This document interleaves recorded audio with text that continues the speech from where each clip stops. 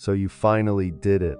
You're earning more than you ever have, more than teenage you would have believed possible. On paper, you've made it. And yet, it's Sunday night. You open your banking app almost without thinking, and there it is. That same quiet knot in your stomach. That feeling that the whole thing could come apart if one wrong bill showed up at the wrong time. If that's you, I want you to hear this first. You're not being dramatic, and you're not bad with money. You're in really good company. More than half of people earning six figures say they live paycheck to paycheck. Nearly a third of us feel broke, while there's real money just sitting in savings, untouched. There's a name for it now, money dysmorphia. And here's the part that changes everything.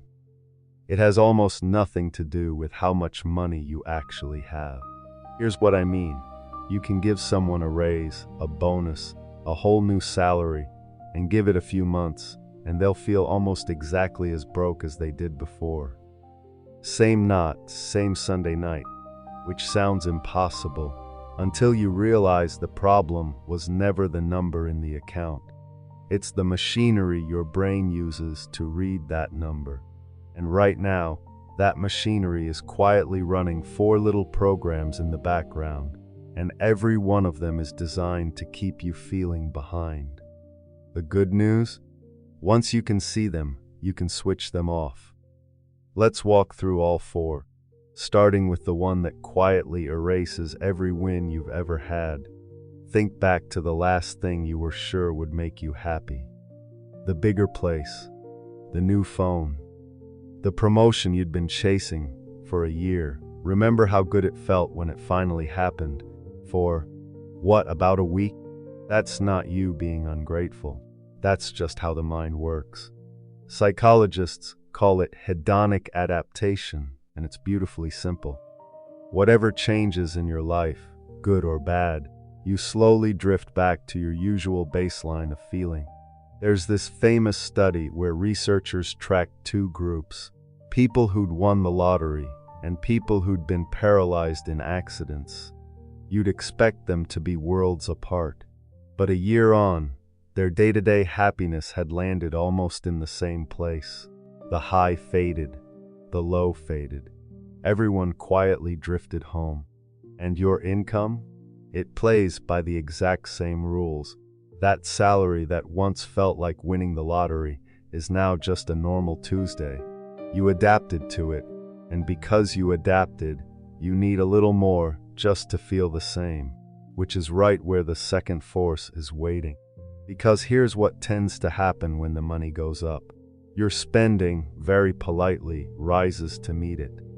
A slightly nicer car, the better groceries, a couple of subscriptions you honestly forgot you were paying for, and none of it feels reckless. That's the thing. Every single step is completely reasonable. This is lifestyle creep, and it's so effective, precisely because you never see it happen. Nobody wakes up one morning and blows their whole raise. You absorb it, $10 here, $20 there, until one day your bigger income is simply funding a bigger life, and that gap between what you earn and what you actually keep never really move. So yes, you got the raise, you just can't find it anymore. It got spread, thin and even, across a life that quietly expanded to swallow it whole. And look, if this were the whole story, honestly, a decent spreadsheet would fix it. But you and I both know budgets fall apart all the time. And the reason why is the third force. Your brain, it turns out, doesn't really measure wealth in dollars at all. It measures it in comparison. Daniel Kahneman won a Nobel Prize partly for showing this, that we judge almost everything against a reference point. Not how much do I have, but how much do I have compared to what I expected, or compared to the people around me. And for most of human history, that comparison was pretty gentle. Your reference point was your village, a few dozen people living more or less like you did. But now it's an endless scroll of the richest, most polished lives on the entire planet, first-class window seats, second homes. Somebody your exact age with a caption about retiring at 30. You're not measuring yourself against the neighbors anymore. You're measuring yourself against a highlight reel. 10,000 strangers, each showing you their single best day. And against that, no income on earth is ever going to feel like enough. Which brings us to the last force. The one that takes all of this and turns it into a feeling you just can't shake. When that feeling of being broke comes completely unhooked from the actual facts. That's money dysmorphia at its fullest.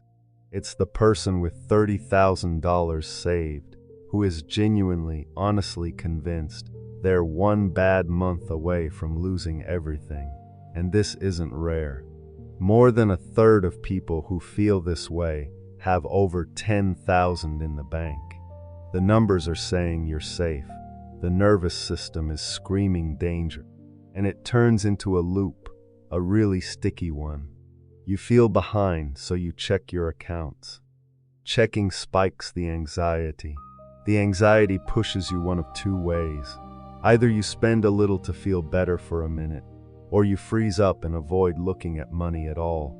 And both roads lead to the same place, feeling further behind. Here's the part that gets me. 95% of people who live with this say it's actively hurting their finances.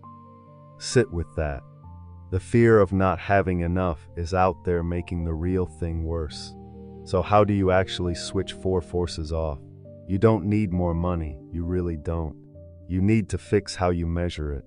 4 small levers, one for each force. Lever 1, give enough an actual number.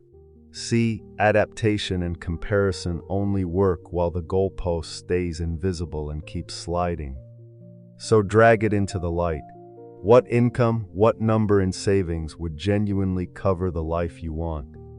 Write it down, because a finish line you can see is one you can actually cross.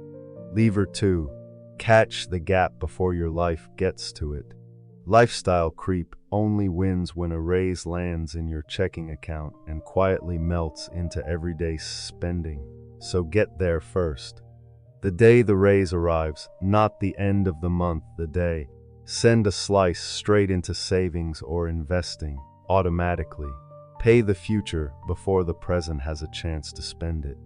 Lever 3, audit what you're comparing yourself to. You can't switch off comparison. Your brain simply won't let you. But you absolutely get to choose the target. And curate the feed that's quietly setting your baseline every night, and then swap the reference point. Instead of 10,000 strangers, measure against you 5 years ago. 9 times out of 10, that comparison tells a story of how far you've actually come. And lever 4, learn to tell the feeling apart from the fact. When I'm broke comes rushing in, don't obey it. Treat it like a claim you get to fact check. Open the real numbers. Say it out loud if you have to. Here's what I have. Here's what I owe. You're not trying to silence the feeling. You're just quietly refusing to let it vote on decisions it was never qualified to make. Because when you really zoom out, here's what's going on. You're not broke, you're adapted. Your brain quietly took every win you ever earned and nudged the finish line a little further out, over and over, so gently you never noticed. The number in your account, that's a fact. Broke is a feeling. And honestly, the whole skill of money, the part no budget on earth ever teaches you, is just learning to tell those two apart. That's the whole reason this channel exists. So if that's a skill you'd like to get good at, you know where to find me.